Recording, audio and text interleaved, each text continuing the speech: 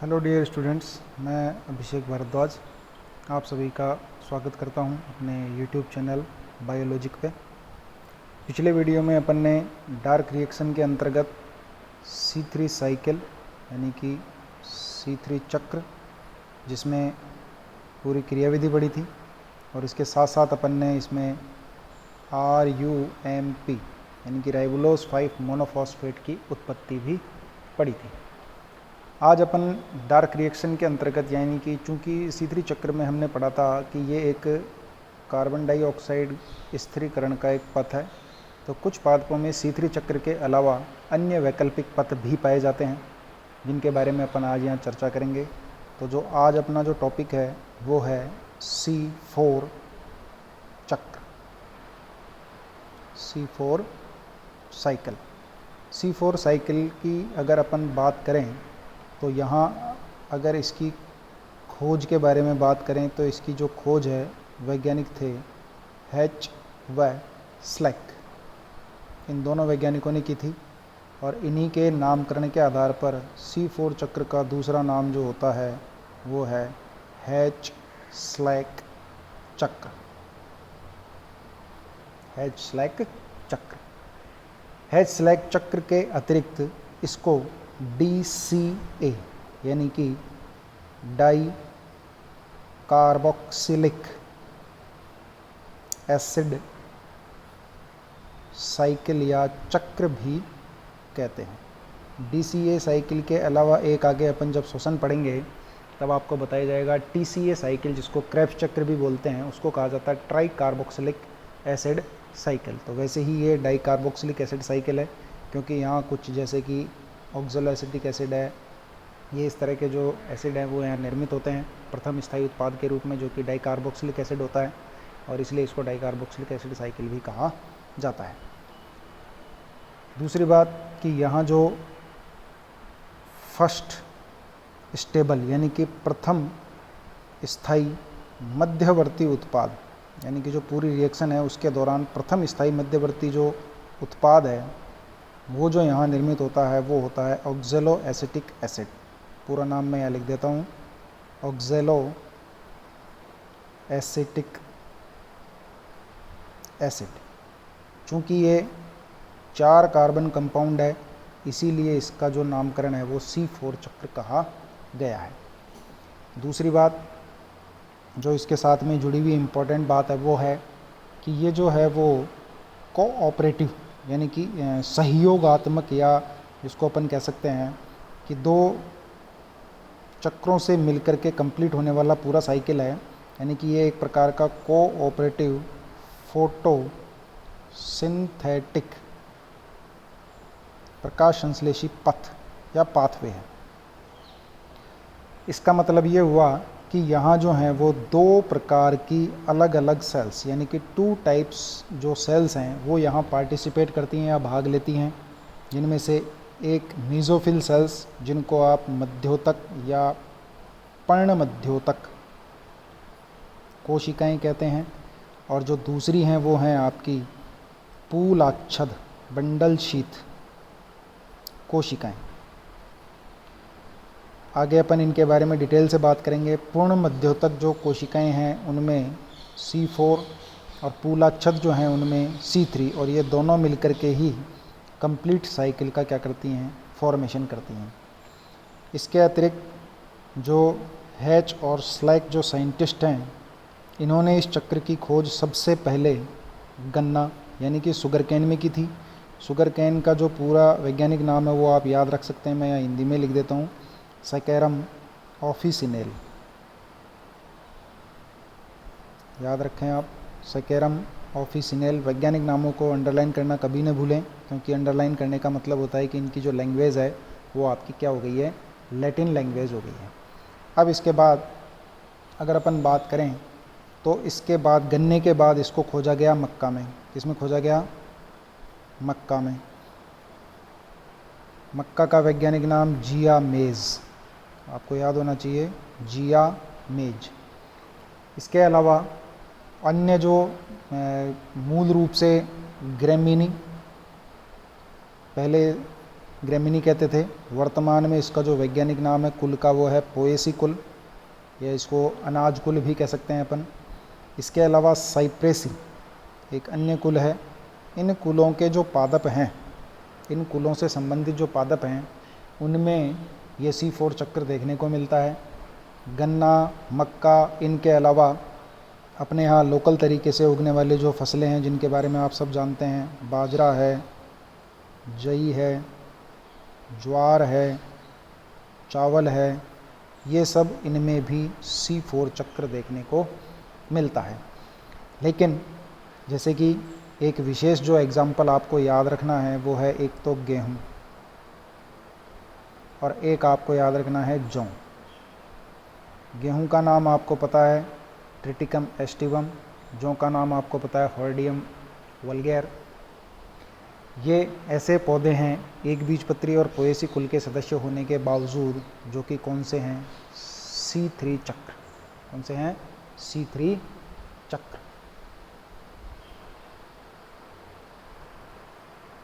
जो C3 चक्र इनमें देखने को मिलता है। इसके अलावा सामान्यतः द्विबीजपत्री यानी कि जो डाइकॉट प्लांट्स हैं, द्विबीजपत्री जो पौधे हैं उनमें C4 चक्र देखने को नहीं मिलता। लेकिन अपवाद, कुछ अपवाद हैं जैसे कि एमेरेंथस, इसके अलावा चीनोपोडियम, इसके अलावा यूफोर्बिया, इसके अलावा पोर्चुलेका। ये कुछ ऐसे द्विबीजपत्री पौधे हैं जिनमें C4 साइकिल देखने को मिलता है यानी कि उपस्थित होता है। अब इसके बाद जो C4 पादपों की जो विशेष जो व्यवस्था है या जो एक बहुत इम्पोर्टेंट जो विशेषता है वो होती है क्रेंज एनाटॉमी। ये आपको याद रखनी है, बहुत इम्पोर्टेंट चीज़ है। क्रेंज एनाटॉमी यानी कि क्रेंज शारीरिकी, याद रखें आप, क्रेंज शारीरिकी। ये C4 पादपों की बहुत विशेषता या बहुत इम्पोर्टेंट या कैरेक्टरिस्टिक फीचर जिसको हम कह सकते हैं वो होती है। एक्चुअल में क्या होता है, ये जनरली आप यहाँ लिखेंगे C4 पादपों में ये देखने को मिलती है। मेन जो बात है वो ये कि यहाँ जो वास्कुलर बंडल हैं यानी कि पत्तियों में पाए जाने वाले जो संवहन पूल हैं, 11th क्लास में आपने सभी ने एनाटॉमी पढ़ी है जिसमें आपको बताया गया है कि पत्तियों में इस तरह से संवहन पूल पाए जाते हैं, जिसमें यहाँ ये मैंने ऊपर फ्लोएम दर्शाया गया है और ये नीचे इस तरह से जो मैंने दर्शाई है वो आपका जाइलम दर्शाया गया है। इनको चारों ओर से घेरने वाली ये जो सेल्स हैं इनको कहा जाता है bundle sheath sales, bundle sheath sales यानी कि पूलाच्छद कोशिकाएं। तो पूलाच्छद कोशिकाएं जो हैं यहाँ विशेष प्रकार की होती हैं जो कि एक माला के समान या एक चारों तरफ इनको घेरे हुए दिखाई देती हैं, जो कि एक माला के समान दिखाई देती हैं। तो माला जो शब्द है वो एक्चुअल में ग्रीक भाषा में जिसको अपन कह सकते हैं जो क्रेंज है, इसको इंग्लिश में कहा जाता है रीथ, और रीथ का हिंदी में अर्थ होता है माला, यानी कि एक माला के रूप में या मोतियों की माला के रूप में दिखाई देती हैं। और विशेषता जो है वो इनकी ये कि यहाँ इन पौधों में यानी कि जो C4 प्लांट्स हैं इनमें आपको द्विरूपी हरित लवक, डाइमॉर्फिक क्लोरोप्लास्ट देखने को मिलते हैं। तो जो द्विरूपी हरित लवक हैं वो एक्चुअल में क्या होते हैं, तो अब आपको पता होना चाहिए, मैंने आपको 11th क्लास में आपने पढ़ा होगा कि जहाँ अपर एपिडर्मिस होती है, नीचे डिसकंटिन्यूअस लोअर एपिडर्मिस होती है, यहाँ पहले सेट टिश्यू पाए जाते हैं या स्पॉन्जी पेरेन्काइमा पाया जाता है, ये वास्कुलर बंडल होते हैं। तो यहाँ मैंने आपको बताया था कि दोनों एपिडर्मिस के बीच में जो मृदुतिकीय कोशिकाएं पाई जाती हैं वो कहलाती हैं मीजोफिल सेल्स यानी कि पर्णमध्योतक कोशिकाएं, जिनमें हरित लवक पाया जाता है और इनका जो मूल कार्य है वो प्रकाश संश्लेषण करना होता है।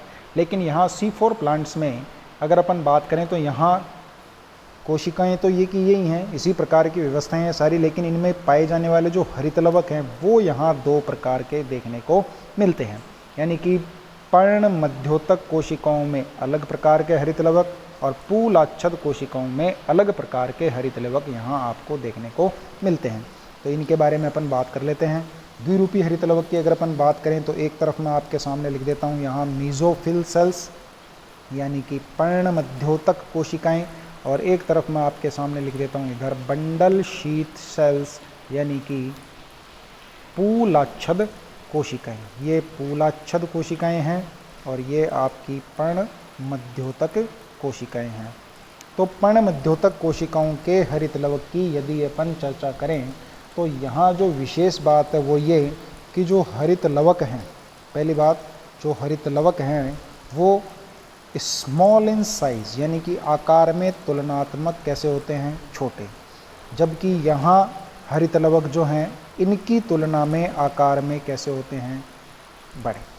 दूसरी बात कि यहाँ इन हरित लवक में ग्रेनम, अभी आपने पीछे पढ़ा है ग्रेना जो भाग है उसका सिंगुलर है ग्रेनम, तो यहाँ जो ग्रेनम हैं वो उपस्थित होते हैं और सुविकसित यानी कि वेल डेवलप्ड देखने को मिलते हैं। जबकि यदि यहाँ हम बात करें इन हरित लवकों में यानी कि पूलाच्छद कोशिकाओं के हरित लवकों में जो कि लार्ज होते हैं साइज़ में यानी कि बड़े होते हैं, उनमें जो ग्रेनम पार्ट है वो लगभग एब्सेंट होता है। विकसित और सुविकसित की तो बाद की बात है, लगभग कैसा होता है, एब्सेंट होता है या बहुत पुअरली डेवलप्ड होता है। दूसरी बात यहाँ आपको C4 साइकिल देखने को मिलता है, जबकि यहाँ अपने को C3 साइकिल देखने को मिलता है। दूसरी बात इन जो हरित लवक हैं यहाँ रुबिस्को एंजाइम, ये बहुत इंपॉर्टेंट चीज़ है आपको याद रहनी चाहिए, यहाँ रुबिस्को एंजाइम एब्सेंट यानी कि अनुपस्थित होता है, जबकि यहाँ जो है वो रुबिस्को एंजाइम जो है जो कि कार्बोक्सिली कारक उत्तरदायी जो एंजाइम है वो होता है। तो यहाँ जो रुबिस्को एंजाइम है वो क्या होता है, प्रेजेंट होता है यानी कि उपस्थित होता है, यहाँ उपस्थित होता है और यहाँ अनुपस्थित होता है।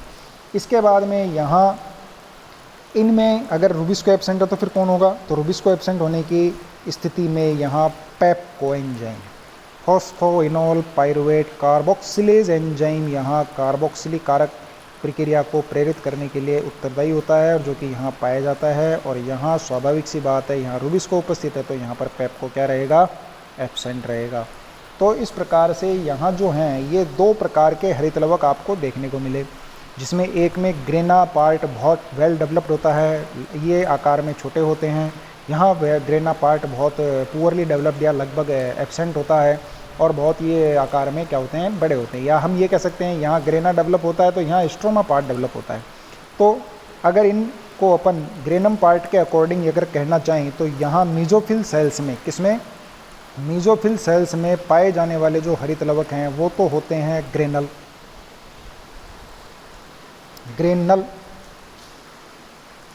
क्लोरोप्लास्ट, और यहाँ अगर अपन बात करें तो यहाँ जो होते हैं वो होते हैं एग्रेनल यानी कि ग्रेना रहित क्लोरोप्लास्ट। अब इसके बाद जो है एक दो चीज़ जो अपने को और याद रखनी है C4 साइकिल के अंतर्गत, वो है फर्स्ट यानी कि प्रथम कार्बन डाइऑक्साइड ग्राही यानी कि फर्स्ट CO2 ग्राही। जैसे कि C3 चक्र में, C3 चक्र के अंतर्गत अपन ने पढ़ा था कौन था, RUBP। तो वैसे ही यहाँ प्रथम CO2 ग्राही किसमें, C4 चक्र के अंतर्गत अगर अपन बात करें तो वो होता है PEP। PEP का पूरा नाम आपको याद रखना है, फॉस्फोइनोल पाइरुवेट, फॉस्फोइनोल पाइरुवेट। दूसरी बात यहाँ CO2 फिक्सेशन की जो प्रोसेस होती है उसको उत्प्रेरित करने वाला एंजाइम यानी कि मूल रूप से जो एंजाइम वो होता है PEPCO, पेप्को। पेप्को का पूरा नाम आप याद रखेंगे PEP यानी कि फॉस्फोइनोल पाइरुवेट कार्बोक्सिलेज, ये आपको एंजाइम का नाम याद रखना है।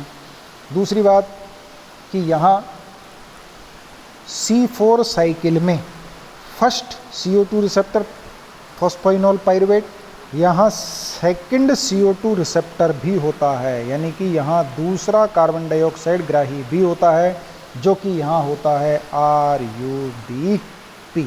एक्चुअल में आगे अपन डिस्कस करेंगे कि यहाँ एक्चुअल में क्या होता है कि फर्स्ट टाइम जो कार्बन डाइऑक्साइड फिक्स की जाती है वो की जाती है मीजोफिल सेल्स में, और मीजोफिल सेल्स में स्ट्रोमा पार्ट एब्सेंट होता है, जिसकी वजह से रुबिस्को एंजाइम एब्सेंट होता है, और रुबिस्को एंजाइम की जो काम करना चाहिए था उसकी जगह वो कौन करता है, पेप्को एंजाइम करता है।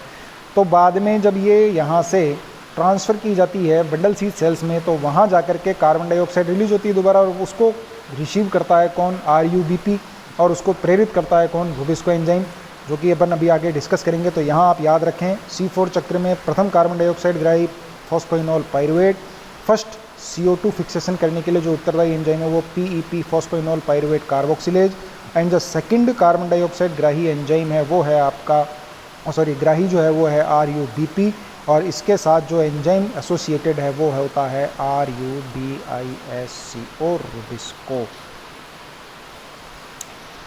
अब बात करते हैं अपन C4 चक्र की क्रियाविधि यानी कि मैकेनिज्म। अब देखो मैंने यहाँ ये दो अलग अलग बॉक्स बनाए हैं, जो कि अपन ने पीछे पढ़ा है अभी, डाइमॉर्फिक जो अपना मतलब क्लोरोप्लास्ट हैं उनके अकॉर्डिंग।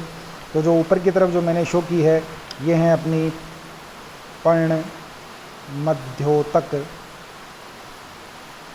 कोशिकाएं, नीचे की तरफ जो है वो है पूलाच्छद कोशिका।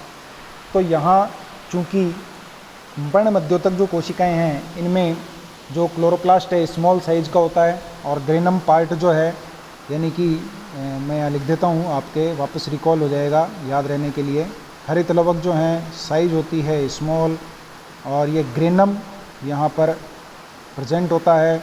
यहाँ जो हरित लवक हैं वो कैसे होते हैं, लार्ज साइज में होते हैं, और जो ग्रेनम है वो यहाँ क्या होता है, एब्सेंट होता है। यानी कि यहाँ बेसिकली स्ट्रोमा जो पार्ट है वो सुविकसित प्रकार का पाया जाता है। तो यहाँ अगर अपन देखें तो जो अपने मीजोफिल सेल्स जो हैं उनमें फॉस्फोइनोल पाइरुवेट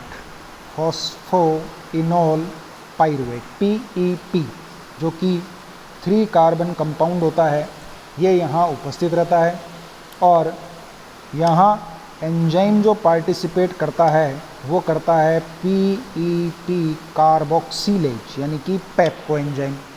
दूसरी बात कि बाहर से CO2 ग्रहण की जाती है, जिसका यहाँ पेप्को एंजाइम की प्रेजेंस में फिक्सेशन किया जाता है, और 3 कार्बन कंपाउंड से 4 कार्बन कंपाउंड के रूप में ऑक्जेलो एसिटिक एसिड, पूरा नाम मैं यहाँ लिख देता हूँ, OAA का मतलब होता है ऑक्जेलो एसिटिक एसिड। चूँकि यहाँ ये पहला स्थायी उत्पाद होता है, 4 कार्बन का होता है, इसीलिए इसको C4 चक्र कहते हैं। अगर इसकी स्ट्रक्चर की अगर अपन बात करें तो CH2 COOH कुछ इस प्रकार की इसकी स्ट्रक्चर होती है।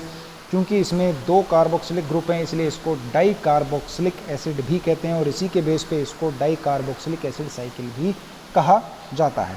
अब ये जो 4 कार्बन कंपाउंड है इसका यहाँ डीहाइड्रोजिनेशन होता है और अपचयन होता है, जिसमें एंजाइम जो काम आता है वो आता है डीहाइड्रोजिनेज। एंजाइम का नाम है डीहाइड्रोजिनेज।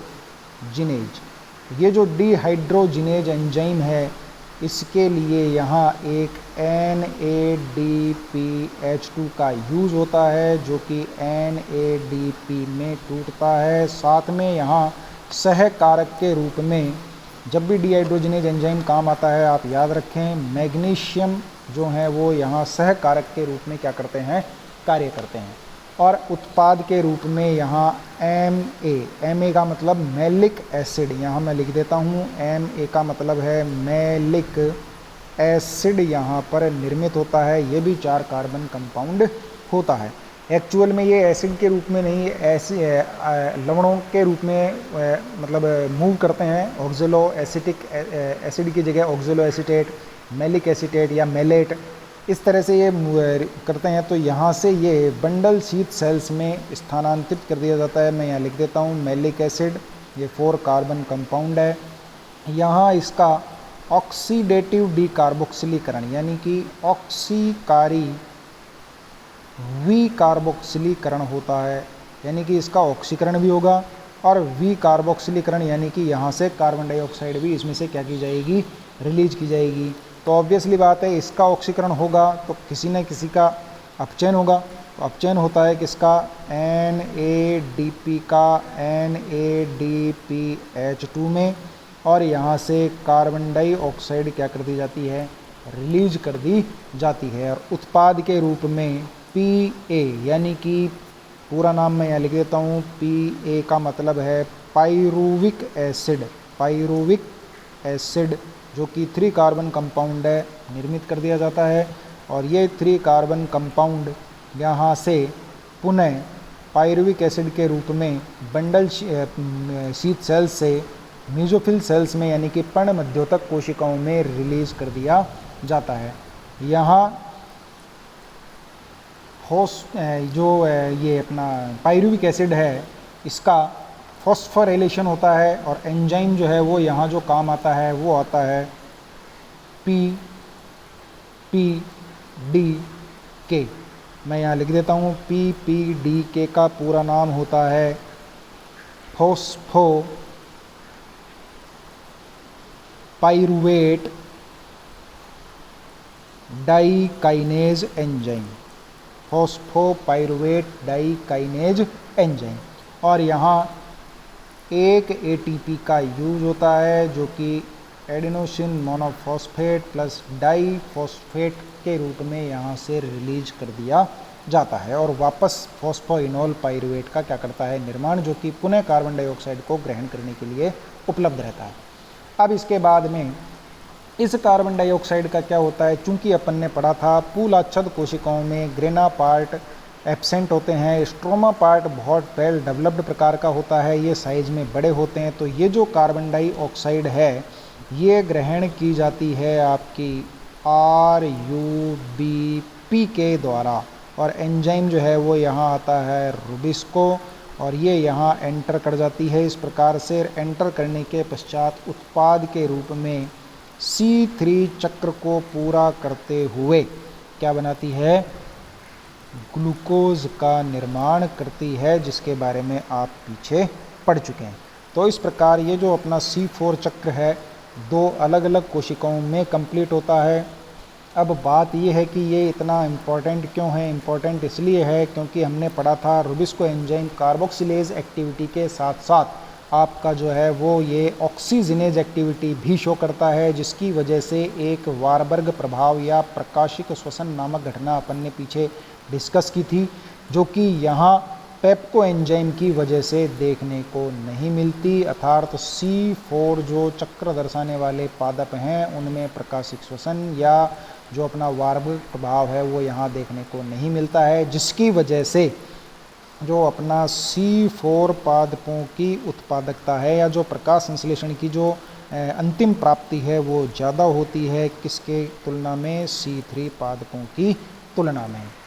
अब अपन बात करेंगे C4 और C3 पादपों में अंतर की, यानी क्या C4 और C3 चक्र में अंतर की। C3 और C4 पादपों में यदि अपन अंतर की बात करें तो जैसे कि अगर पहला अंतर अपन लें तो अनुकूल तापमान यानी कि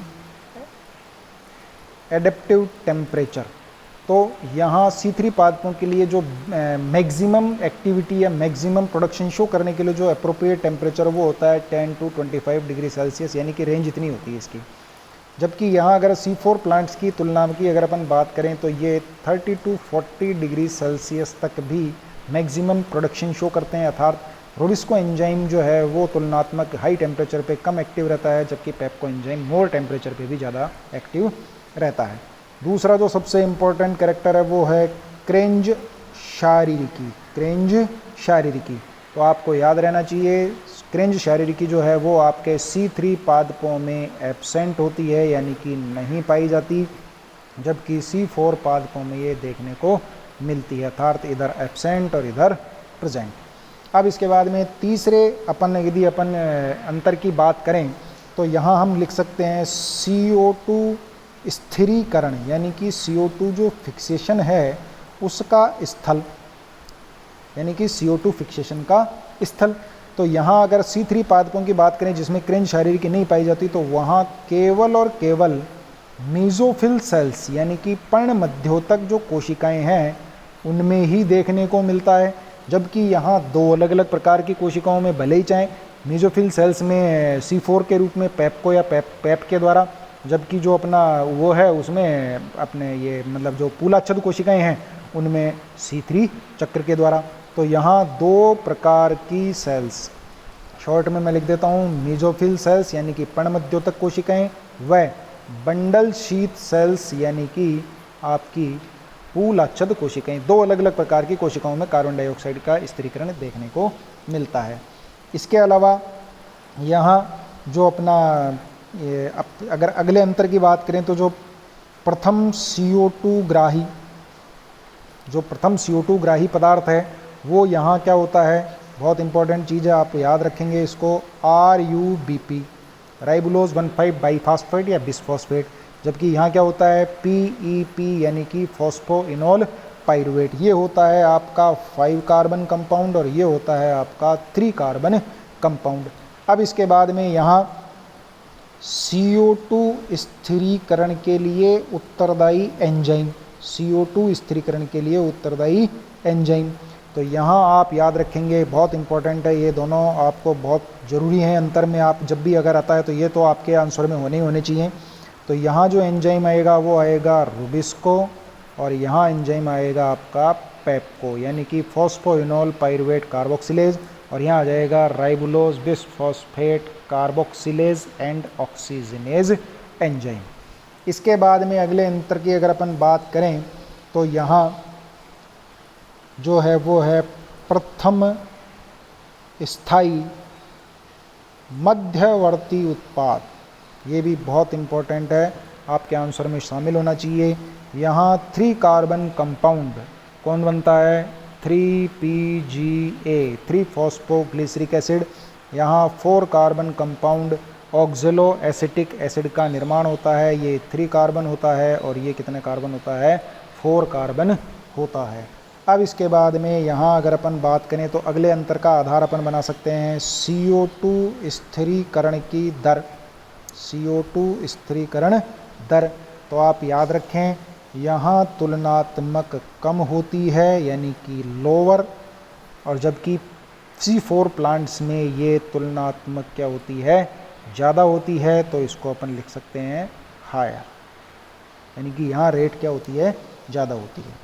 फिर इसके बाद में और एक जो महत्वपूर्ण चीज़ है वो आपके आंसर में जो होनी चाहिए वो है प्रकाशिक श्वसन। बहुत इंपॉर्टेंट चीज़ है, याद रखें आप इसको, आपके आंसर में शामिल होना चाहिए प्रकाशिक श्वसन। चूँकि Rubisco enzyme oxygenase activity show करता है तो यहाँ ये होता है प्रेजेंट, यानी कि यहाँ ये देखने को मिलता है। और यहाँ चूँकि पेप्को एंजाइम कार्बन डाइऑक्साइड स्थिरीकरण का कार्य करता है इसलिए यहाँ पर ये क्या होता है, एब्सेंट। फिर इसके बाद में अगले अगर अपन बात करें तो यहाँ हरित लवक, यहाँ आपको बताया गया था केवल एक ही प्रकार के पाए जाते हैं अर्थात एक रूपी, और यहाँ आपको बताया गया है कितने प्रकार के होते हैं, द्विरूपी, छोटे और बड़े। इसके बाद में जो बचता है अपना एक अंतर वो है आपका उत्पादकता व दक्षता। यहाँ उत्पादकता तुलनात्मक कम और दक्षता भी तुलनात्मक कम, क्योंकि प्रकाशिक श्वसन की वजह से यील्ड जो है वो नष्ट हो जाती है या एनर्जी ज़्यादा खर्च करनी पड़ती है। यहाँ उत्पादकता भी ज़्यादा होती है और दक्षता भी क्या होती है, ज़्यादा होती है। तो ये कुछ अंतर हैं जैसे कि अनुकूलतम तापमान, क्रिंज शारीरिकी की उपस्थिति, CO2 स्थिरीकरण का स्थल, प्रथम कार्बन डाइऑक्साइड ग्राही पदार्थ, कार्बन डाइऑक्साइड स्थिरीकरण के लिए उत्तरदायी एंजाइम, प्रथम स्थायी उत्पाद या मध्यवर्ती उत्पाद, कार्बन डाइऑक्साइड के स्थिरीकरण की दर, प्रकाशिक श्वसन उपस्थित होता है कि नहीं होता है, हरित लवक के प्रकार, उत्पादकता और दक्षता। तो यहाँ आपको मैंने 3 और 3 6 और 4 10 अंतर बताए हैं। यदि एग्ज़ाम में प्रश्न आता है तो आप कम से कम 7-8 अंतर आप अपने आंसर में लिख करके आएँ। और दूसरी बात, यहाँ सबसे इम्पॉर्टेंट क्वेश्चन बनता है वो ये कि यहाँ आपसे प्रश्न पूछा जा सकता है कि C4 चक्र के बारे में विस्तार पूर्वक समझाते हुए C3 और C4 पादपों का तुलनात्मक अध्ययन करिए। तो इस तरह से ये बड़ा प्रश्न 4 नंबर का आ सकता है। तो यहाँ अब आज अपन ने C3 और C4 पादप कंप्लीट कर लिए हैं, या C3 और C4 जो चक्र है जो कि इम्पॉर्टेंट कार्बन डाइऑक्साइड के स्थिरीकरण के वैकल्पिक पथ हैं उनको आज अपन ने पूरा कर लिया है। अब इसके बाद में एक छोटा सा पथ और बचता है जो कि होता है आपके क्रसुलेसी कुल के पादप सदस्यों में, जो कि मांसलोद्भित पादपों में देखने को मिलता है, और वो होता है CAM पाथवे यानी कि क्रसुलेसियन एसिड मेटाबॉलिज्म पथ, जिसके बारे में चर्चा करेंगे अपन अगली वीडियो में। तो बने रहिए मेरे साथ और वीडियो को लाइक कीजिए और पूरा देखिए। और कोई चीज़ अगर समझ में नहीं आती है तो कमेंट बॉक्स में अपना कोई भी क्वेरी या क्वेश्चन जो है वो आप अपने कमेंट बॉक्स में डालिए, उसको अगले वीडियो में एक्सप्लेन किया जाएगा। Thank you.